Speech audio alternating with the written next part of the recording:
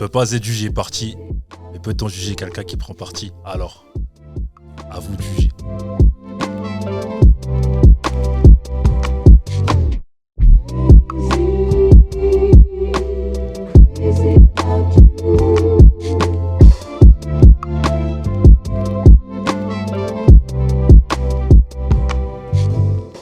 Salutations à toutes et à tous, bienvenue à bord de la Haute Sphère, Cause Monote, l'émission qui prône la vulgarisation et la transmission pour l'élévation. Moi c'est Audrey, enchanté.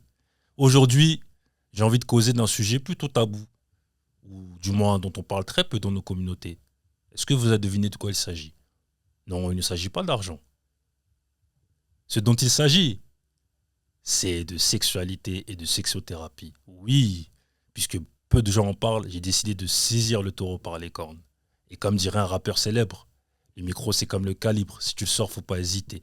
Nous avons sorti le micro, nous allons causer de tout ça avec l'hôte du jour, qui est Noémie Adélaïde. Bienvenue à toi Noémie, comment vas-tu?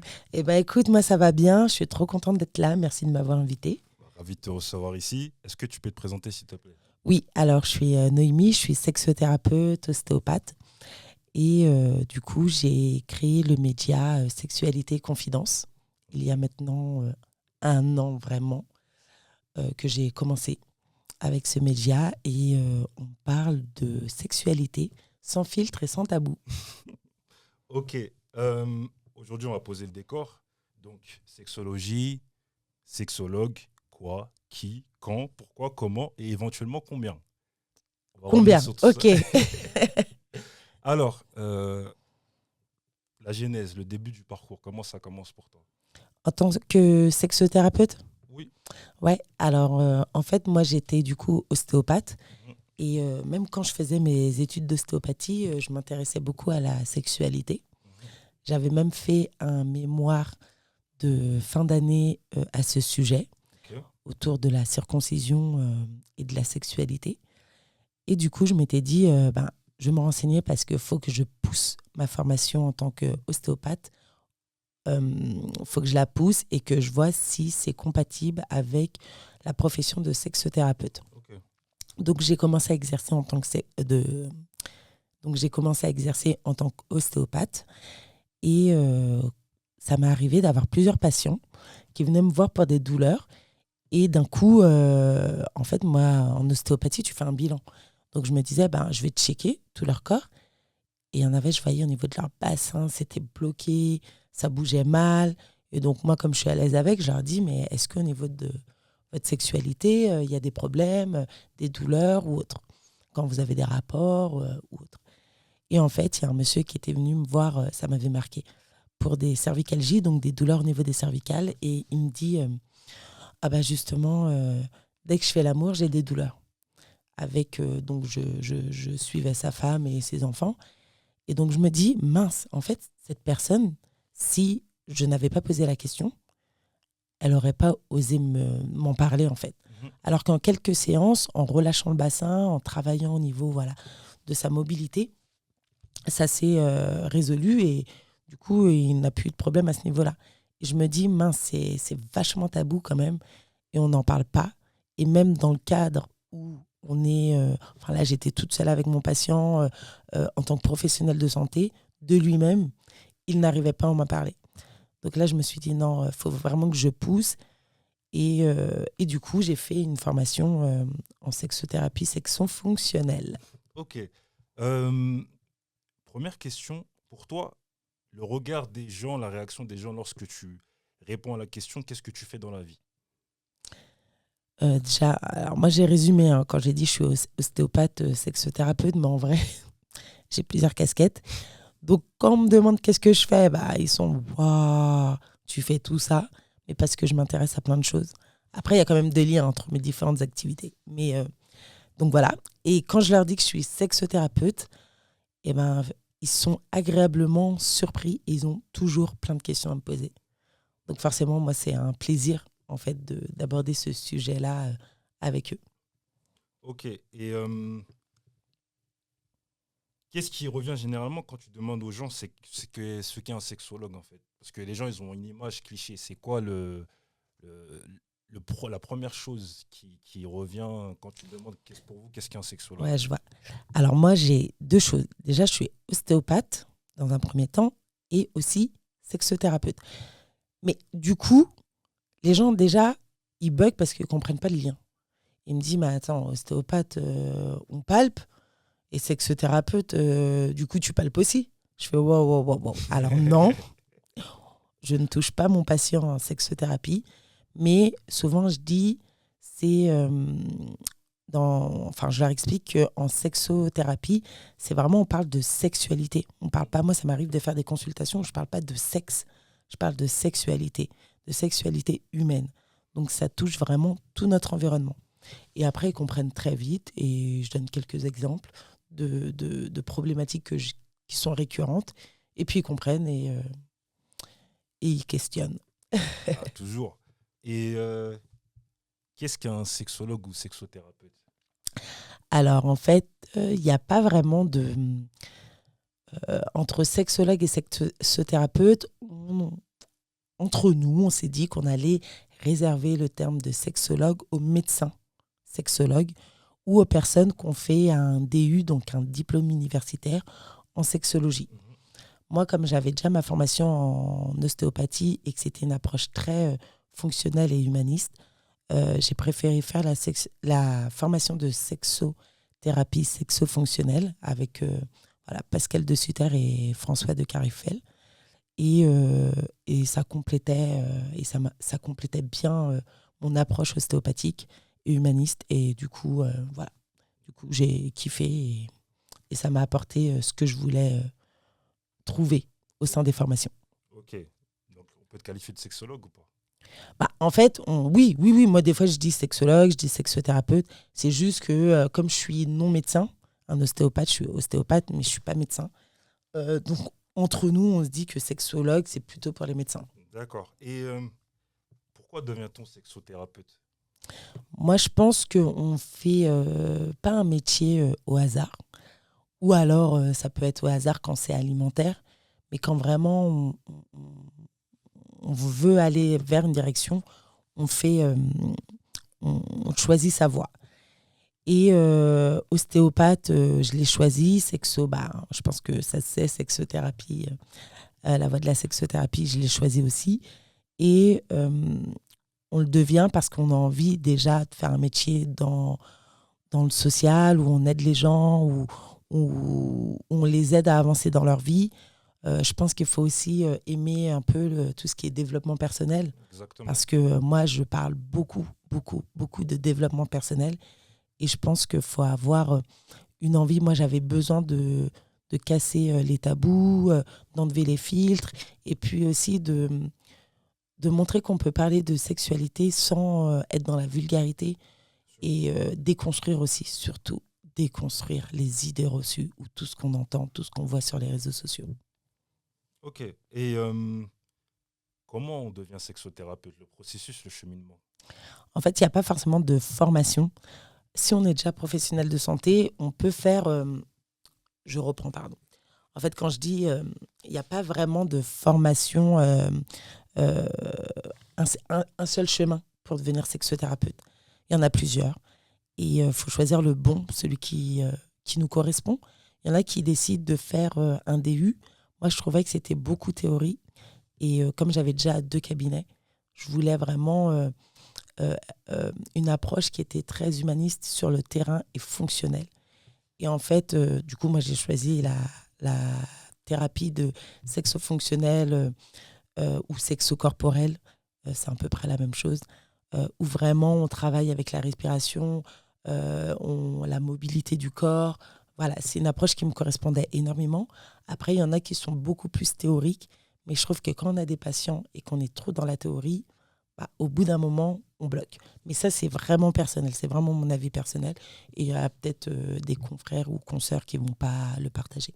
D'accord. Et en général, qui vient te consulter? Est-ce que tout le monde. C'est le cliché des personnes qui ont des problèmes Pas du tout. troubles? Alors moi, mon patient, alors moi je dis patient parce que je suis ostéopathe aussi et que j'ai l'habitude. Il y en a qui disent client. J'aime pas trop ce terme parce que ça fait trop tarifé. C'est bizarre. Moi, j'ai patient. Donc, voilà. Euh, donc, mon patient le plus jeune a 6 ans. 7 ans, pardon. 7 ans. Et le plus âgé, je crois qu'il avait 78, si je ne me trompe pas. Ok. Et après, j'ai tous les âges. Et même moi, avant de commencer, je me suis dit, oh, je vais avoir je ne sais pas pourquoi, j'avais entre 30 ans et 50 ans. Et en fait, pas du tout. Mais j'ai vraiment tous les âges. J'ai du 17 ans, du 16 ans, 25 ans. Franchement, j'ai tout, tout, tout. Et je trouve ça génial. Le plus jeune, c'est sa mère qui l'amenait parce que c'était une famille recomposée. Mhm. Et du coup, que son nouveau partenaire avait une fille. Et elle avait son fils. Et du coup, ils partageaient la même chambre. Et ce garçon qui avait vécu seul dans sa chambre pendant 7 ans, il se masturbait comme tout le monde, chose qui est tout à fait normale, mais sauf que il le faisait dans sa chambre et qu'il y avait l'autre fille, donc c'était gênant. Et comme la maman, elle n'était pas du tout euh, préparée ou elle n'arrivait pas à parler de sexualité avec son fils, elle me l'a amené. Donc c'était vraiment de l'éducation sexuelle, mais j'ai trouvé cette démarche au top. Oh, très bien. Voilà. Ouais. Ok.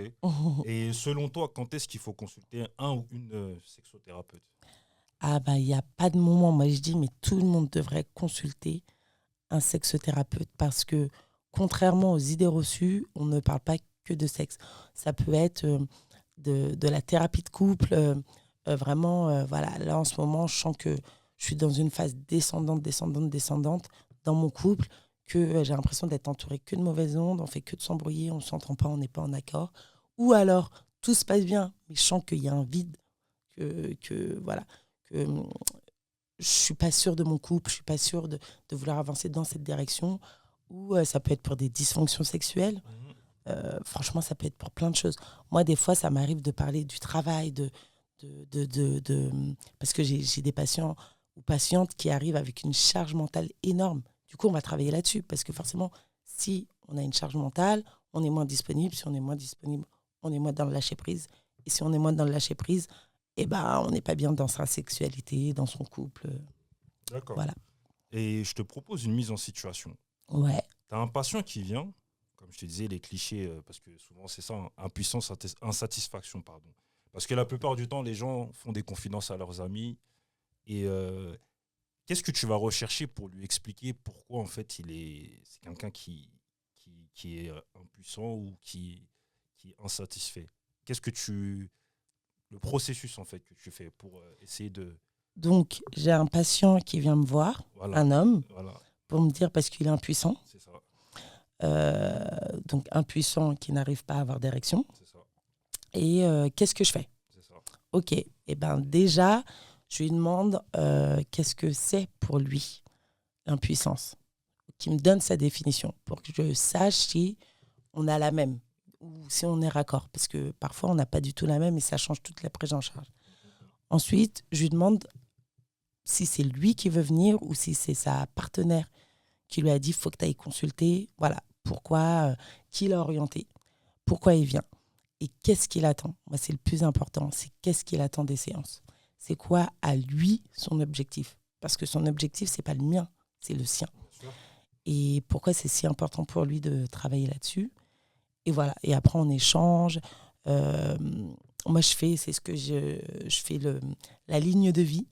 Donc, je fais l'état des lieux, entre guillemets, de sa vie à la première séance. Donc, voilà, son parcours, ses rencontres, son histoire. Alors, dans les grosses lignes, et après, on étaye au cours des séances. Mais voilà, j'apprends à le connaître. En fait, j'apprends à le connaître et à créer un lien entre thérapeute-patient. Très bien. Ok.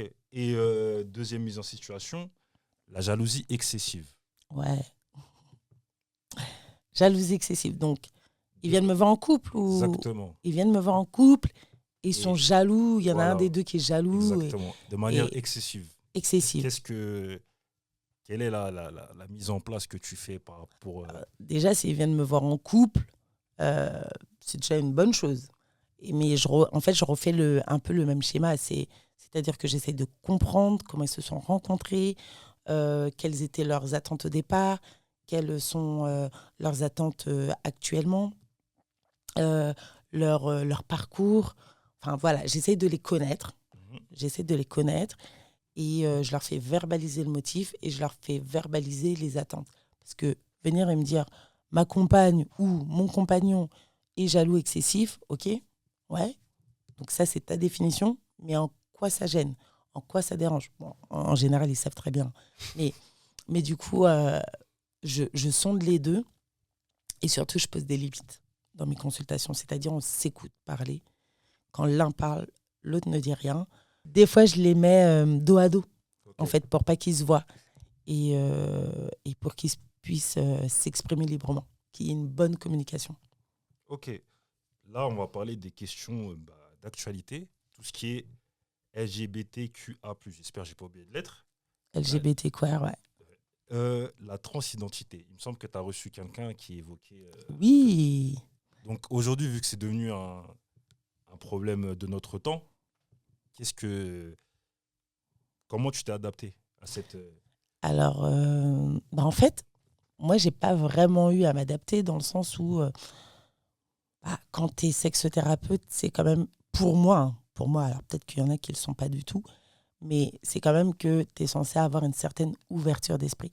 En fait, déjà dans les consultations, ton avis personnel, tu n'es pas censé le montrer. Tu es censé rester le plus neutre possible. Après, moi, ça m'arrive de donner mon avis personnel, mais dans ce cas, je le dis. Je dis, alors là, c'est très personnel, mais j'ai envie de vous le dire quand même. Mais non, normalement, tu dois rester neutre et tenter d'être la plus objective possible. Et du coup, moi, j'avais reçu Yorshka, donc, qui est née avec un sexe masculin, mais voilà, qui a une identité féminine. Et elle a super bien expliqué ça. D'ailleurs, je vous invite à aller voir. Il y a des extraits sur YouTube. Donc, je l'avais reçue dans l'émission Sexualité Confidence. Et en fait, elle avait très bien résumé. Et je trouve que la transidentité, comme ce mot l'indique, c'est que c'est un problème identitaire. Et en fait, on part du principe que on nous a souvent appris que quand on est une femme, on a un sexe féminin. Quand on a un homme, on a un sexe masculin. Et en fait, les problèmes identitaires, c'est que on peut se sentir femme, mais avoir un pénis. Ok. Et je peux comprendre que ce soit difficile à comprendre ou à s'adapter quand on a reçu une éducation différente, une culture différente. Dans la société actuelle, c'est quand même quelque chose de vachement nouveau et on n'est pas encore préparé à ça. Mais les choses changent, les choses évoluent. Et quand on voit qu'au niveau de la santé mentale, ces personnes-là qui ont subi qui sont en transition ou ont eu une transition ou se questionnent sur leur transition, eh bien souvent, ils sont mieux après. En fait, ça joue sur la santé mentale et ça, c'est important. Et le plus important, en fait, c'est d'être bien dans sa tête, bien dans son corps. Ok. Là, on va parler tout à l'heure, tu as parlé d'un enfant de 6 ans que tu as eu. Là, c'est les enfants et la sexualité. Est-ce que tu fais de la prévention dans des lycées ou... Eh bien, oui. Justement, cette semaine, j'ai été dans un foyer d'hébergement pour adolescents donc, qui sont placés soit parce qu'ils ont subi des viols, des agressions sexuelles, soit parce qu'il y a de la négligence, leurs parents ils s'en occupent pas ou les ont abandonnés, enfin voilà, pour plein de raisons. Et en fait, je leur ai fait une journée. Alors, c'était une journée super dense parce qu'on n'a pas arrêté de 9h à 17h.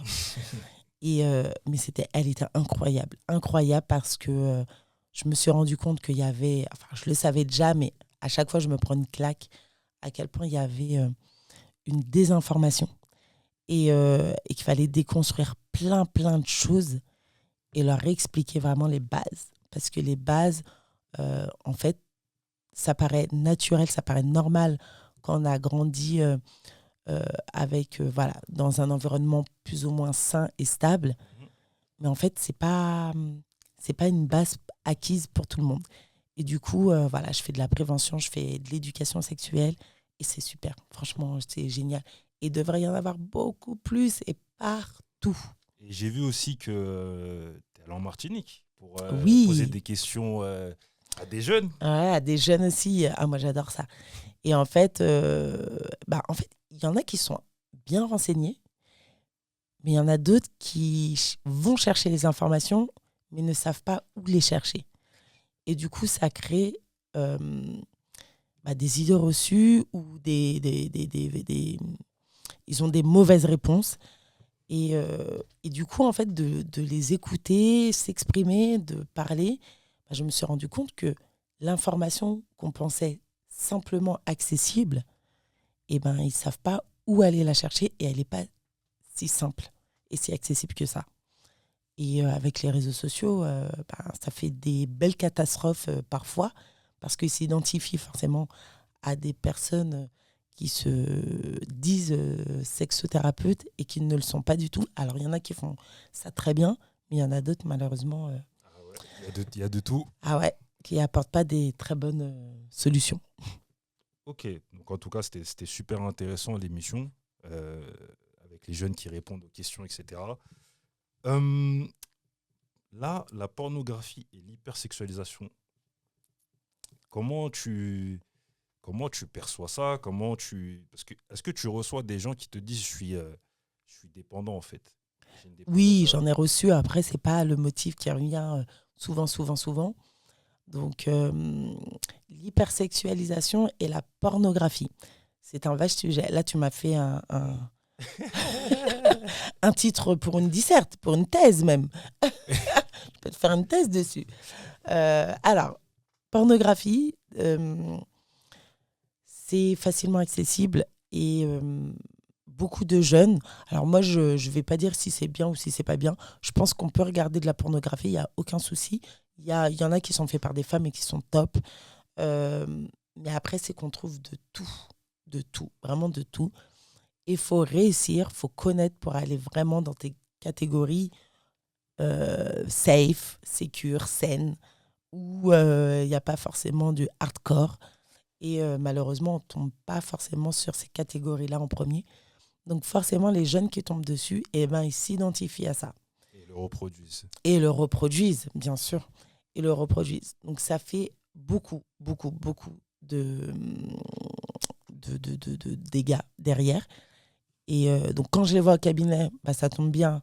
Je peux remettre un cadre, reposer des limites et faire en sorte qu'ils se posent les bonnes questions.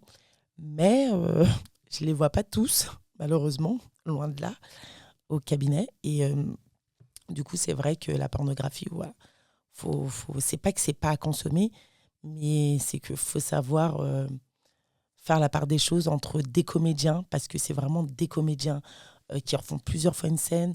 Voilà, il y a plein de choses derrière. Il y a le côté très obscur et sombre de la pornographie et la réalité. Et je pense que beaucoup ne savent pas faire cette différence. Parce que en tout cas, j'ai lu que le marché mondial de la pornographie, ça représente 57 à 100 milliards de dollars par an aux Mais États-Unis. bien sûr, ça ne fera jamais faillite. Hein. Et ça génère plus de revenus que les chaînes de télévision CBS, NBC, ABC réunies. Mais bien sûr, non, mais le sexe, ça ne fera jamais faillite.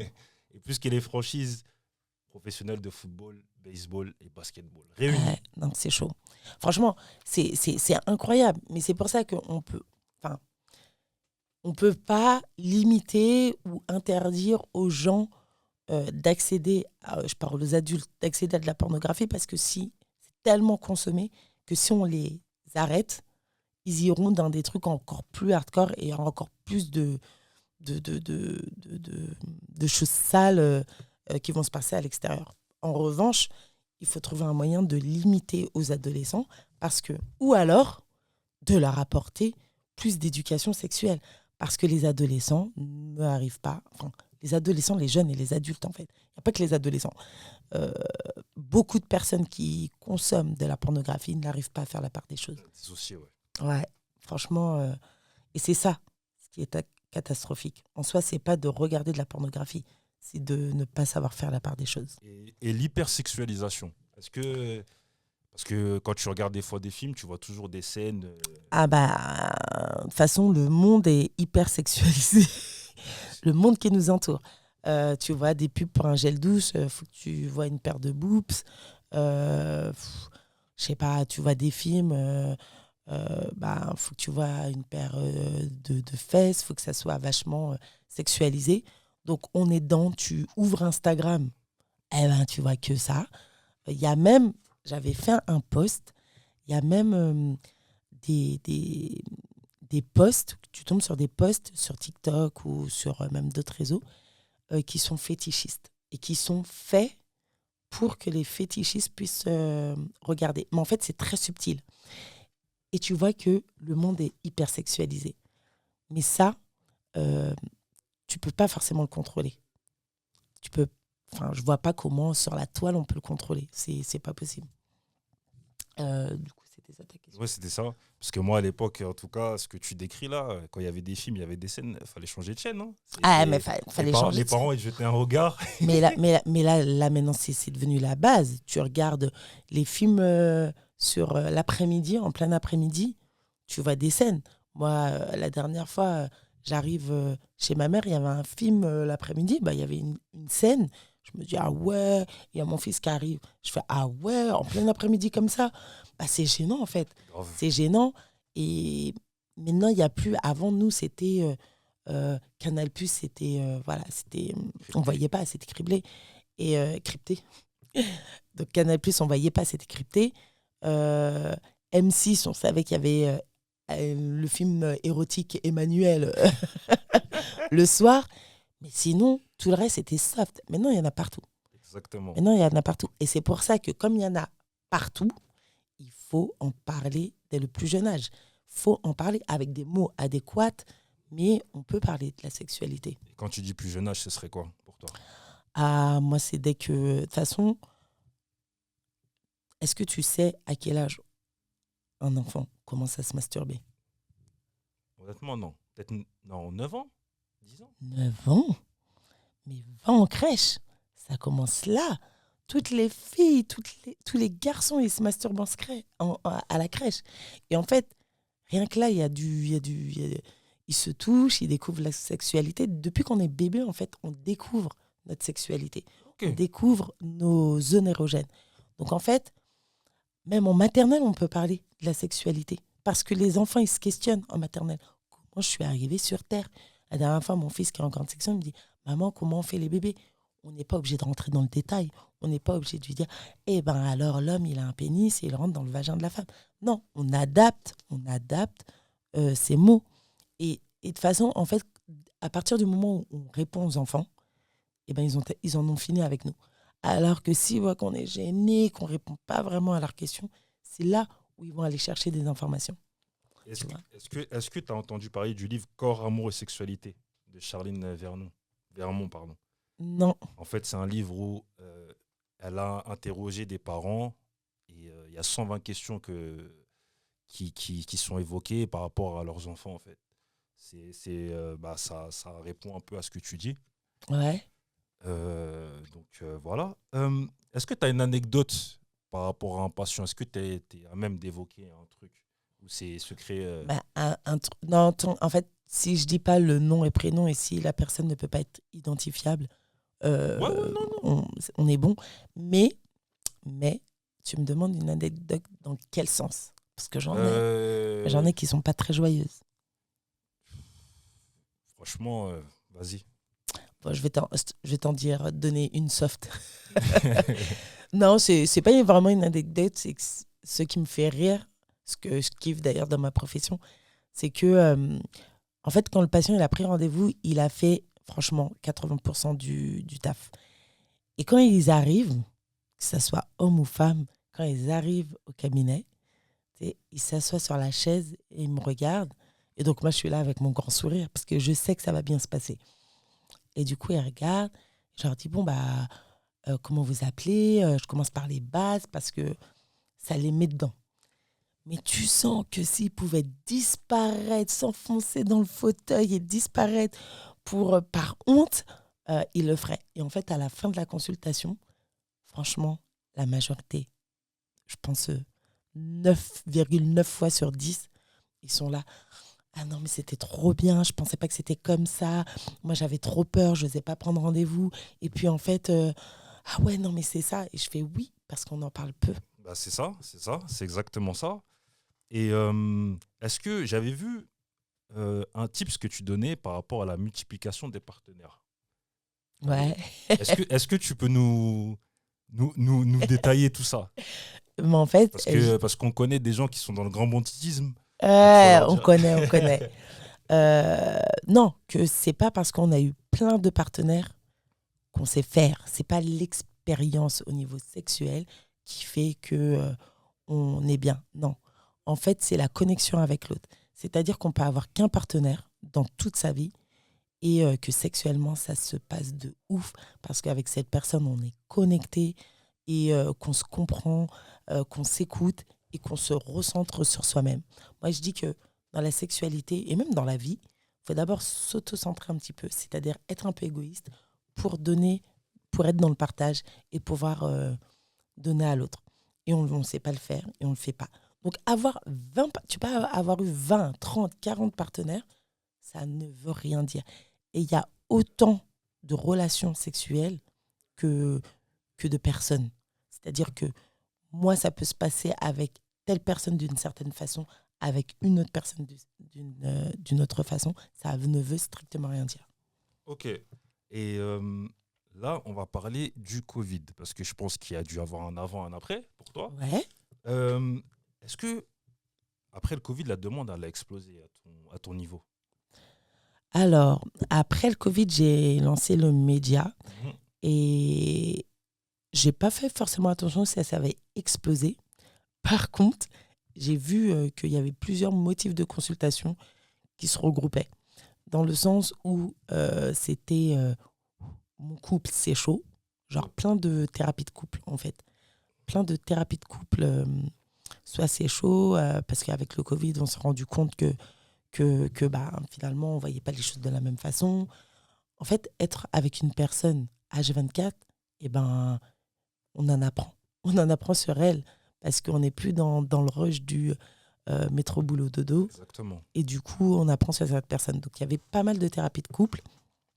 Et après, il y avait aussi, dans le bon sens, des gens à qui ça avait fait du bien.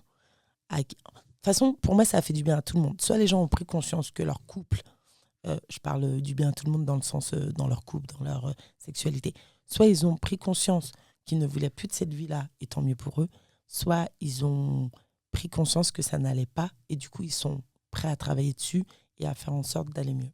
Ok. Et est-ce que, parce qu'on a appris aussi pendant le Covid qu'il y avait tout ce qui était violences sexuelles, est-ce que tu as reçu aussi des gens qui ont subi des violences sexuelles?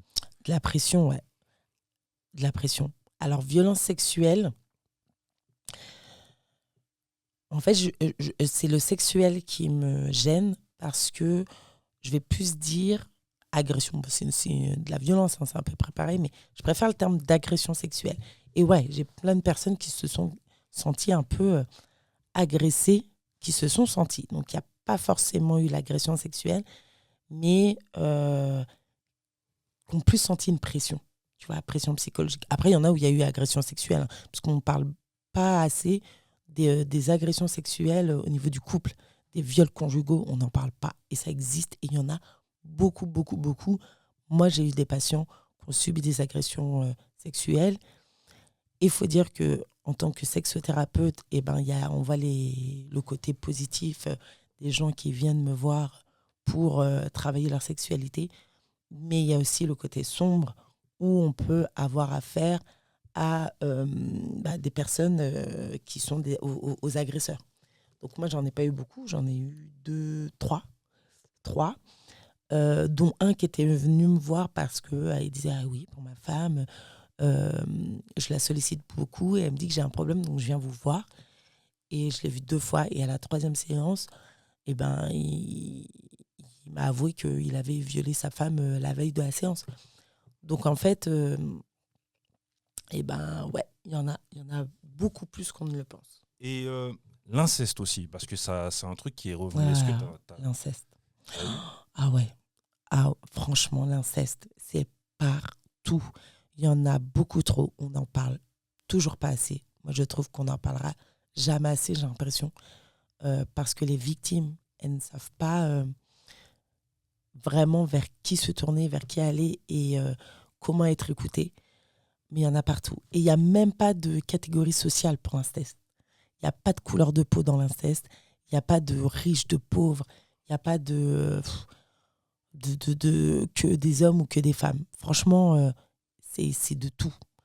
Et ça fait tellement de dégâts. Mais des dégâts psychologiques, forcément, ça atteint tout le temps la sexualité.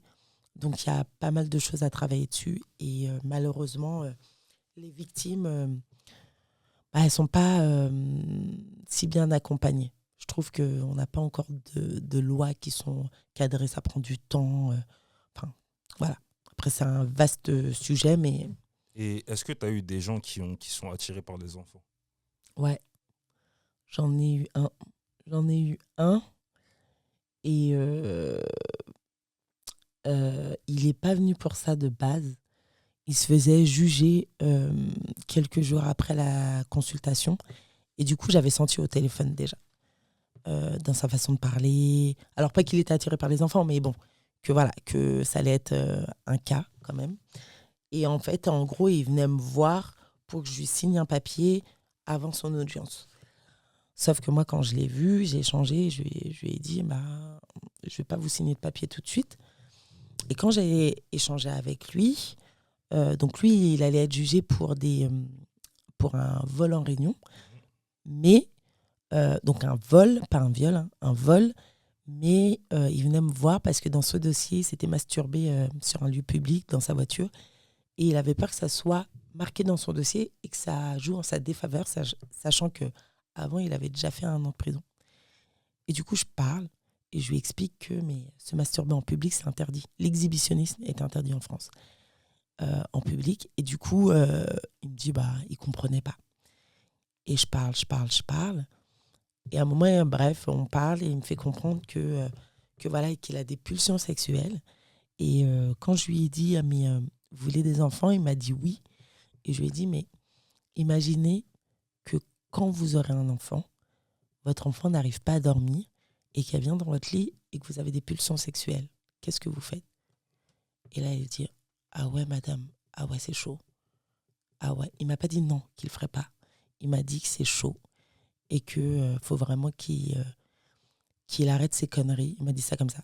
Ah ouais, madame, faut vraiment que j'arrête mes conneries avant d'avoir un enfant. Tu as fait un épisode dans ton podcast qui m'a interpellé, c'est sexualité et cancer, maladie. Je voulais savoir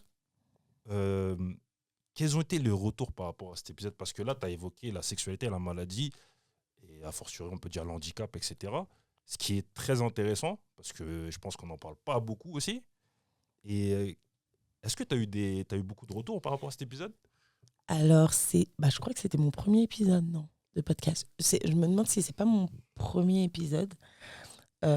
Et parce que j'ai lancé mon podcast Sexualité Confidence le mois d'octobre rose, en pleine campagne d'octobre rose.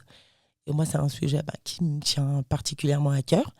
Et du coup, quand j'ai fait ce podcast, je me suis dit, mince, toutes les personnes, les aidants, donc ceux qui accompagnent les personnes malades, les aidants et même les personnes malades, ils n'ont aucun suivi autour de leur sexualité. Aucun. Et du coup, je vais me dire, je vais faire un podcast. Comme ça, ils l'écoutent quand ils veulent l'écouter. Pour les aider et pour essayer de leur donner les tuyaux, pas qu'à ceux qui sont malades, mais aussi à l'entourage, aux proches, et pour que toutes ces personnes-là savent comment ça se passe réellement dans la réalité. Donc j'espère que j'en ai aidé beaucoup. J'ai eu des retours, mais pas que de personnes malades. Ok. Donc je sais pas, en termes, c'est vrai, je sais pas si ça a aidé plus de personnes non malades je que parle de malades. celui-là en particulier parce que c'était super intéressant en fait de mettre en parallèle Merci. la sexualité. Là, c'était en l'occurrence c'était cancer, mais je pense que on pouvait parler de tout ce qui était maladie, notamment aussi le handicap n'est pas une maladie, mais aussi le handicap. Là, j'ai une question de comparaison. Tout à l'heure, on parlait, tu disais que tu n'es pas sexologue, que c'était tout ce qui était médecin. Et ton travail à toi, sexothérapeute, par rapport au psychologue, comment tu te situes? Alors moi, je travaillais avec une psychologue dans un de mes cabinets Et les psychologues ne sont pas forcément formés à la sexothérapie. Moi, dans ma formation, il y avait des psychologues, un neurologue, des médecins, des infirmiers et des non-professionnels de santé. Euh, et c'était trop bien. Mais la psychologue avec qui je travaillais, elle n'était pas à l'aise avec ce sujet-là. Et du coup, je recevais ses patients. Donc, elle traitait la partie un peu psycho et moi, plus la partie axée sur la sexualité. En fait, c'est un travail d'équipe. On travaille tous ensemble. Et en psycho, ils vont travailler sur les traumas, sur éventuellement ce qu'il y avait avant. Euh, Moi, en sexo, je vais pas mal travailler sur l'instant T et ce vers quoi ils veulent tendre. Je ne vais pas aller chercher dans leur inconscient. Voilà, c'est un peu plus axé au moment présent. Alors, bien sûr, je fais attention à... Enfin, je connais leur trauma ou on en parle, mais je veux dire, c'est plus axé sur le moment présent et l'après. D'accord. Et tout à l'heure, tu parlais de gens qui ne sont pas dans le métier de tout ce qui tourne autour de la sexualité. Donc, moi, je pense au coach Love. Ouais. Comment tu te situes par rapport à eux? Parce qu'eux, ils Ah, parlent de développement personnel, ce que tu évoquais tout à l'heure. alors, moi, je connais des sexothérapeutes qui mettent coach love parce que, par exemple, qui sont en Suisse, et en Suisse, c'est autorisé, ou en Belgique, ils peuvent mettre coach love. Après, il y a les influenceurs qui mettent coach love. Mais parce qu'ils parlent d'amour et tout sur les réseaux, mais ils n'ont pas forcément une formation en tant que sexothérapeute. Après, il y en a qui n'ont pas de formation et qui font ça très bien. Il y en a d'autres qui se disent coach love et quand des fois j'entends ce qu'il dit, je me fais waouh, c'est chaud. Et donc, tu vois, j'ai rien par. Moi, j'aurais pas pu mettre coach love parce qu'en France, le mot juste coach, c'est certifié. C'est Tu vois. galvaudé surtout aujourd'hui. Mm. Carrément. Tout le monde se dit coach. Mais non, tu vois, c'est quand même une appellation contrôlée, enfin certifiée et tout. Tu peux pas mettre coach normalement comme ça. Donc voilà. Mais il y a des coachs love, ce sont des sexothérapeutes. Là, j'ai une question beaucoup plus personnelle. Là, je ne Yes. m'adresse pas à la sexothérapeute. Là, je m'adresse à Noémie. Euh, En tant que personne de couleur noire, Ouais. pourquoi, comment dirais-je, la sexualité, c'est un sujet important, mais les gens chuchotent lorsqu'ils parlent de ça. Ma question est de savoir, est-ce que la pudeur qui nous caractérise entraîne le tabou? Ah ouais, mais même pas en tant que personne noire. Même si on n'est pas noir, même si on vient d'une autre culture, il y a tellement de tabous pour causes culturelles, religieuses, sociétales. Il y a énormément de tabous. Après, comme la question est personnelle, je vais répondre personnellement.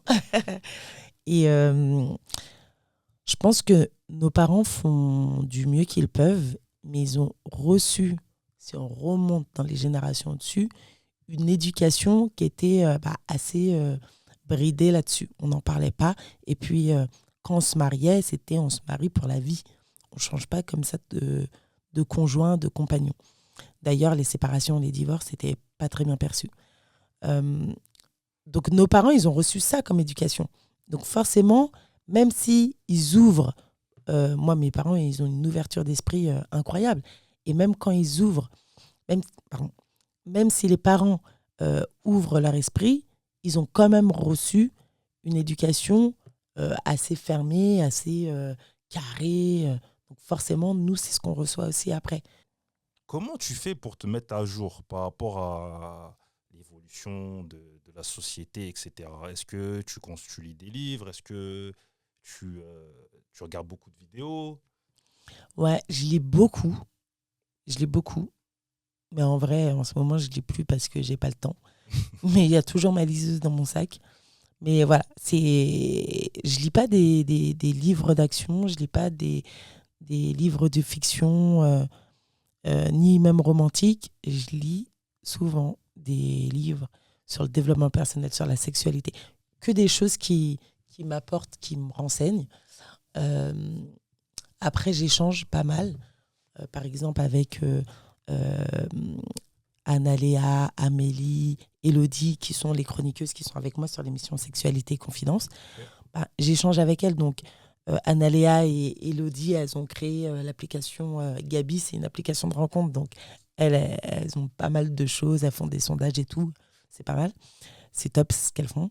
Et Elodie, qui a créé la plateforme Lapsy 3.0, en fait, j'échange pas mal avec elle parce que c'est une psychothérapeute et du coup, qui est très connectée aussi. Et donc, elle m'apporte plein de choses. Donc, déjà, rien qu'en échangeant avec les personnes qui t'entourent et ma sœur qui est coach. Donc, voilà, ça m'apprend plein de choses. Et après, tu fais une veille, en fait. Tu surveilles, tu regardes, tu étudies. Ok. Et quelle comparaison tu ferais avec le monde anglo-saxon, notamment la littérature, par rapport au domaine de la sexualité? Parce que c'est assez pauvre, on va dire, en France, je trouve. Le domaine de la sexe, il est pauvre, mais il s'enrichit. Après, faut qu'il s'enrichisse avec les bonnes personnes.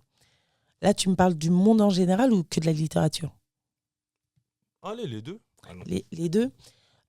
Au niveau de la littérature, en fait, j'ai vu une étude d'ailleurs, il y a peut-être 2 semaines, qui disait que les Français ne lisent pas forcément moins qu'avant.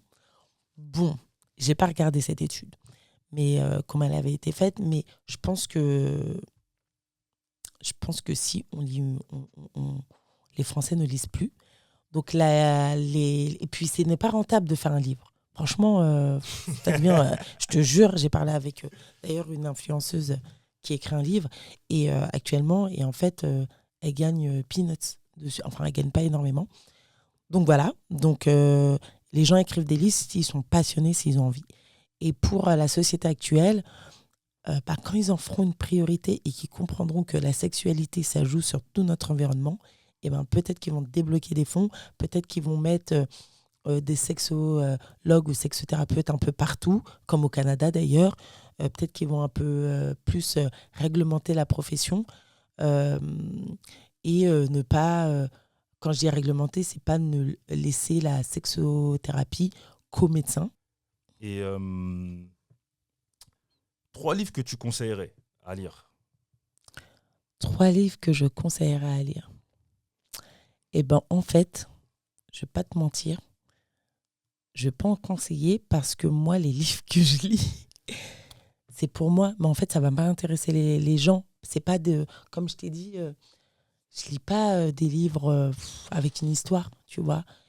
Mais c'est des livres théoriques. Ok. Donc là, j'avoue, je sèche. Après, je sais que il y a le livre, il y a le livre de La célibataire la vraie qui est sorti en début d'année. Deux. De Charlotte qui a écrit un livre sur le célibat.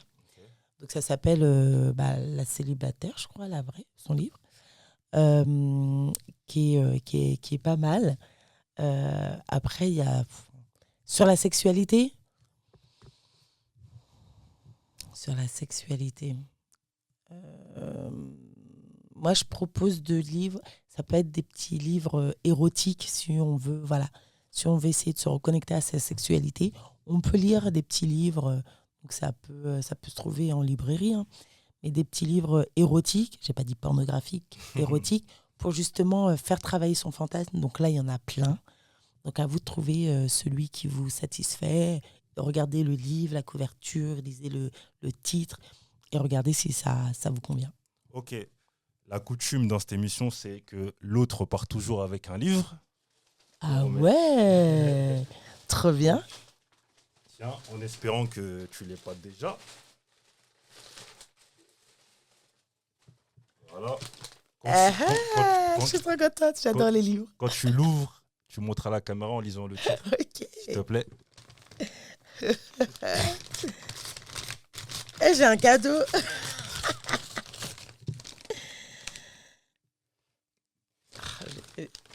J'ai lu le titre avant vous quand même. Au commencement était le sexe. Non, je ne l'ai pas d'ailleurs. Ah, bah écoute, ravi que tu l'aies pas. Ouah. Aux origines préhistoriques de la sexualité humaine. Oh, trop bien. Christopher Ryan et Cassilda Geta. J'espère que j'ai pas écorché ton prénom. Mais trop bien. Donc voilà. J'adore les livres. J'ai beaucoup de livres, beaucoup trop. Et là, ça en fait un de plus. Je suis trop contente. Bah écoute, ravi. Qu'est-ce qu'on peut te souhaiter? La réussite. Plein de choses. La santé. Surtout la santé. La santé, la réussite. Mais après, voilà. En tout cas, franchement... Une vie paisible. Merci infiniment en tout cas. Et merci aussi, à toi de m'avoir invité. Faut suivre le podcast Sexualité et Confidence sur toutes les plateformes de streaming et la chaîne YouTube qui porte le même nom. Exactement. Et podcast aussi. Exactement. Sexualité et Confidence. C'est ça.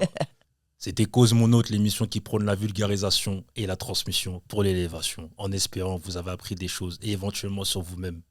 Prenez soin de vous et des vôtres. À très bientôt. Ciao.